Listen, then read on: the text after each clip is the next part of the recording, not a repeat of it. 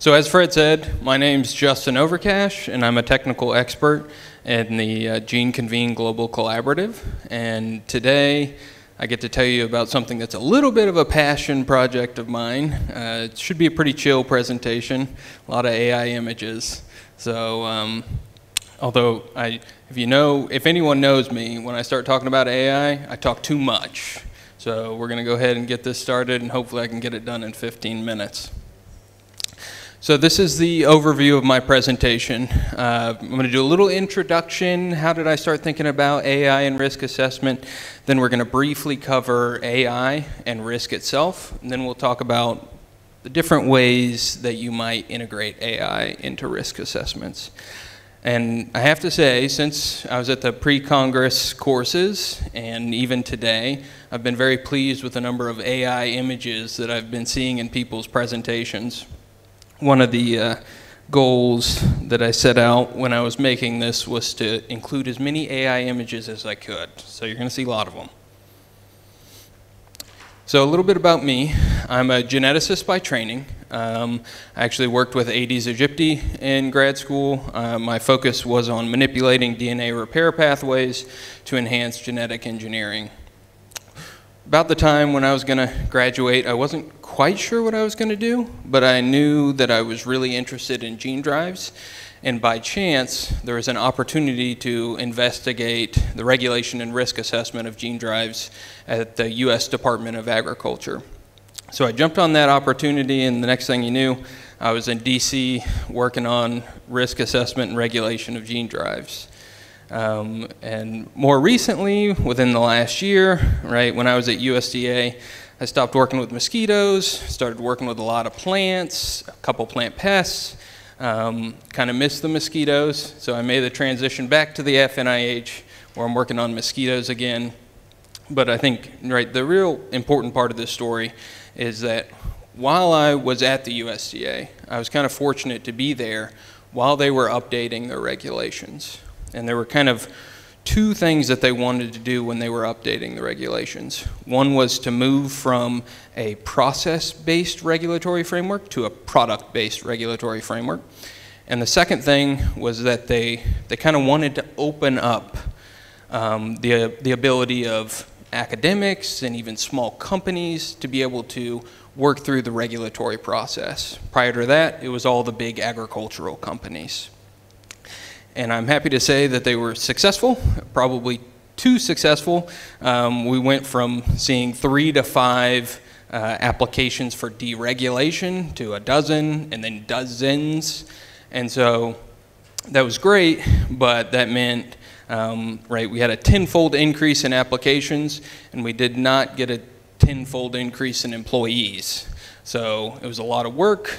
We were falling behind schedule, and management was, you know, I don't want to say desperate, but they're looking for any solutions, right? And if you can't hire a bunch more employees, then you try to make the process a little bit more efficient. I pitched potentially using AI to help in the risk assessment process. And so I got to spend some time investigating or exploring the use of AI in risk assessment frameworks. And that kind of leads into my talk. So what exactly is artificial intelligence? So an artificial intelligence defined artificial intelligence for me, and it says it's a system or a tool that has the capacity to complete a task that typically requires human intelligence. There's a whole bunch of AI platforms out there. Let me ask by a raise of hands, who here has used some sort of AI for anything? Okay, so that's the majority of the people in the room. That's good.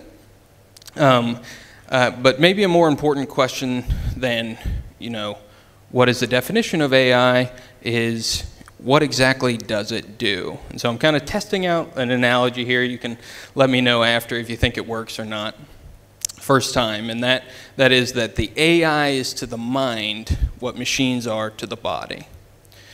So machines are amazing because they allow us to do more work than we normally can, right?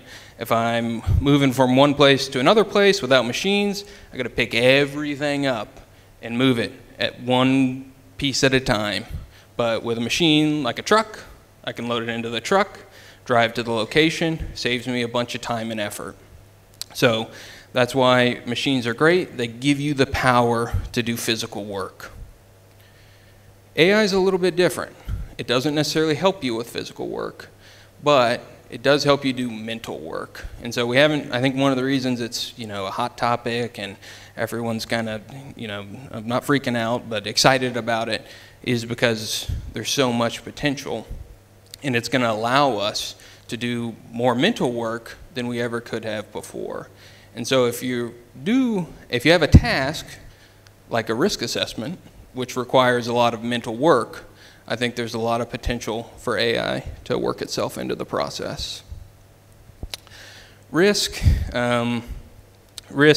is a potential for any adverse outcome resulting from a given action, decision, or event. And if you were in the pre-conference trainings, you probably saw this risk equation quite a bit. Right, risk equals hazard times exposure, hazard being the bad thing that could happen, and exposure the amount of time that that bad thing could happen to you. When I moved from working on mosquito genetics to doing risk assessment, it was a little bit overwhelming. I'd never been a risk assessor, had no formal training, and you look at some of these risk assessment papers, you have all these plausible pathways, all the charts, it's a little overwhelming. But I had someone tell me one time, and it stuck with me, that we all conduct risk assessments every day. And if you think about it, we do. And that made it a little bit less overwhelming to me. And I have a little bit of an example here. You're in your seat. Imagine that you're in a dark forest, and it's very foggy out, and you're walking through the woods. And as you're walking, you see this thing hanging out in the shadows. You stop. You have to make a decision. Do you keep walking? Do you start walking backwards slowly? I don't know about you guys, but if it was me, I'd start running. I'd turn around and run. And I just completed a risk assessment. So, right, and that was a SNAP assessment, but there was potential hazard there. I didn't want to walk past it for a long period of time or even come close to it. That was my exposure. And I made a decision, and that's to turn around and run away. But while most risk assessments are kind of these snap judgments, it has, of course, evolved into a science. And right, when we're talking about risk assessment of biotechnology, that science is pretty well defined. So I have a kind of very simplified overview of a risk assessment for biotechnology. Typically, risk assessments start with problem formulation. This is one of the things that I like to hammer home. I don't know how true it is. I think it's true. Usually, it's an assumption that you understand the product that you're assessing. That's not always the case. So the first step that I put there is understand the product. So let's say, for instance, with a gene drive, there's probably going to be different outcomes depending on if it's a suppression drive or a replacement drive. There's also other characteristics. What's its threshold? How persistent is it going to be? All those are important things. The better you understand the product, the less uncertainty you're going to have, and the more efficient your problem formulation is going to be. So the problem formulation, you identify plausible pathways to harm. You characterize those plausible pathways to harm in risk characterization. You make some decisions about which plausible pathways are within scope and risk analysis. And then mitigation and monitoring. If it is a risk that you're concerned about, what can you do to either mitigate it or monitor to make sure that it's not occurring? And then finally, you make a decision. And so this is my simplified risk assessment model for biotech. How can AI help us with the risk assessment process? So, for understanding the product, can we do this more efficiently? For problem formulation, can we do it more comprehensively? And for risk characterization, could we do this universally? And so I have three use cases, and I still play around with these a little bit in my mind, and there's way more than 3 use cases, but I'm covering these 3 today.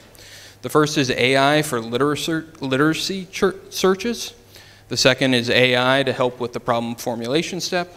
And the third is AI agents that act as subject matter experts. So AI for literature searches, and I kind of came across this while I was doing risk assessments at the USDA, but there's a lot of publications out there, more than 200 million. And let's see here, in 2020, 1.8 million publications a year. That's way up from 2010. So not only are we adding to this list of publications, but we're adding to it faster and faster. And when I was at the USDA, for example, I was working on a gene, EPSBS, which is a herbicide tolerance gene. And I was working with literature software EndNote, and I came up with all these keywords, and I popped them in, and I was like, all right, I'm going to get all the papers that I need to review for this assessment. And I did my search, and it spat out 2,500 papers. I had a draft due in a month. I'm not getting through 2,500 papers in a month, or probably ever at my career at USDA. So how do you identify papers that are the most relevant to your product? Right, most people use things like Google. I've spent hours and hours and hours Googling, just looking for the right paper. And how often do you find the exact right paper? How often do you find a paper that's interesting but may not be useful? There's also databases like PubMed. What about AI? Could we use it? So actually, when I was at the USDA, we started assessing this software here, Iris AI, which is kind of pitched as a science research assistant, and it does a pretty good job of scanning all publicly available peer-reviewed papers and identifying those that are close to your topic, right? Think you feed it a paragraph about what you're investigating, and then it combs through all 200 million of these papers, and it spits out a list, and you can change that list depending on, you know, I think this is relevant or that is relevant. So a potentially useful tool. And of course, there's a whole bunch of other softwares that are out there. Some of them I believe some of these are free. So can we use AI to cut down on the amount of time that we're searching through these 200 million plus papers? So that, right, in an ideal world, you have all the papers that you need to read for your risk assessment right in front of you. And I think AI is going to have a lot of potential there. What about problem formulation? So problem formulation tends to be biased based off the reviewer's background. So I'm a geneticist. If I'm in a problem formulation group, very often it's going to lead back to a gene because that's what I know. That's what I'm comfortable with. If you have an ecologist working with you on the problem formulation, it's going to be something in the ecosystem. Right? A pathologist, it's the pathogen. And it goes on and on. But to get a really comprehensive problem formulation, you want to have a diverse group of people involved. Now, that's not always an availability. So how could you use AI to help with problem formulation? AI is pretty good at, there's probably some inbuilt biases, but it's pretty good at compensating for biases.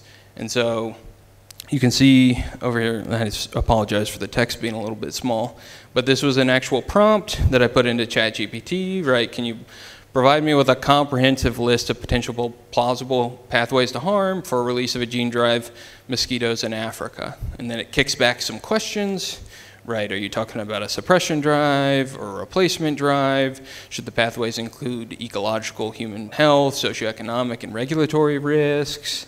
So it'll come back and ask a whole bunch of questions. And this specifically was using their more recent deep research function, which is something that's kind of really come about in the last couple months in terms of availability. But I think for most scientific activities, the AIs were not very useful because it's looking to give you an answer as fast as possible, which isn't good if you're dealing with a complex scientific question.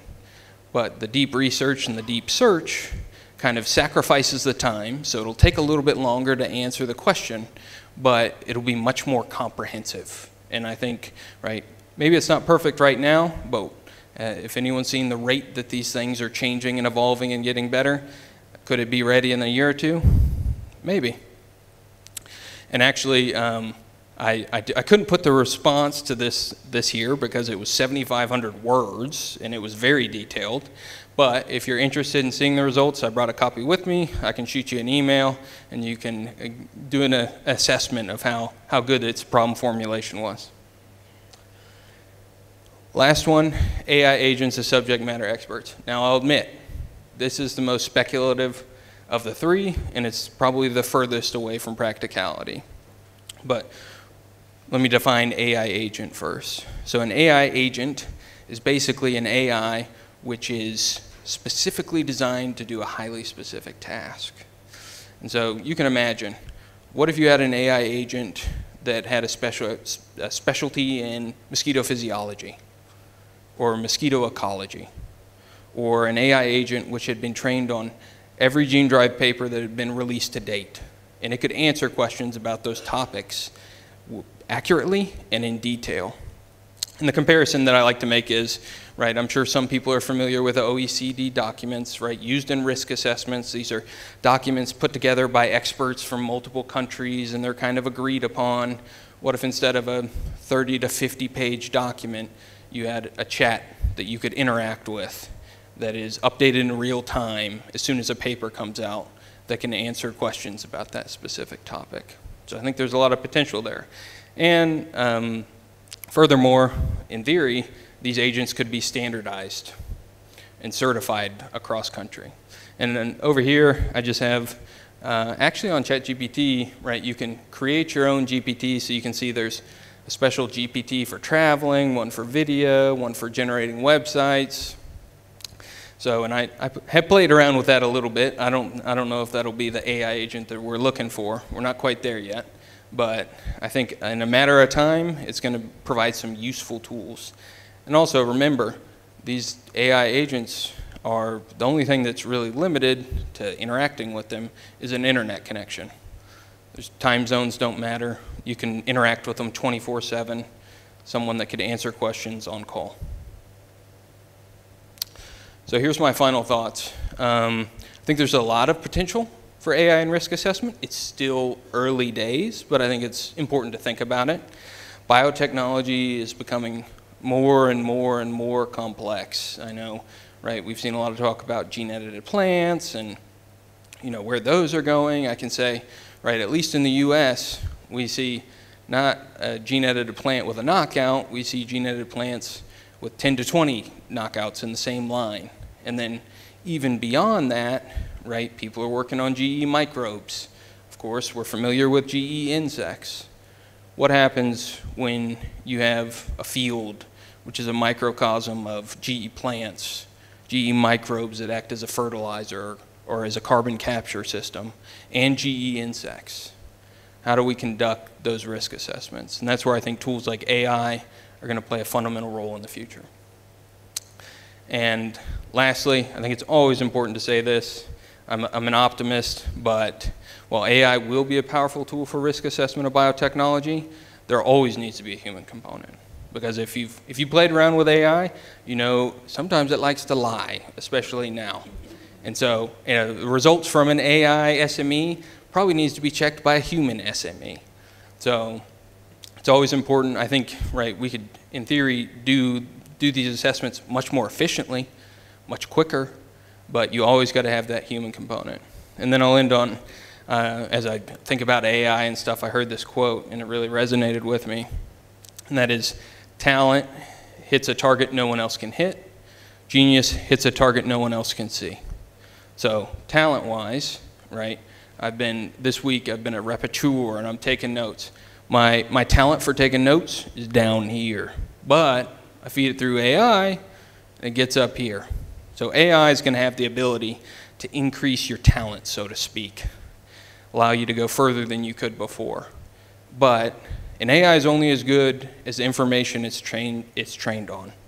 And really what's important is being able to see what other people can't see. So everyone else was giving acknowledgments, and I was like, oh, my final slide's a shameless pitch to myself. This is a QR code that, right, if you take a picture of it, it'll take you to our virtual institute, which has tons of resources for Gene Drive. We recently did a refresh on it, so it's got a new face. And I also wanted to pitch, one of the things I've been working on is we're bringing back the Gene Convene webinar series, and we're planning on having one on environmental monitoring, hopefully starting mid to late April this year. So with that, I'll go ahead and stop.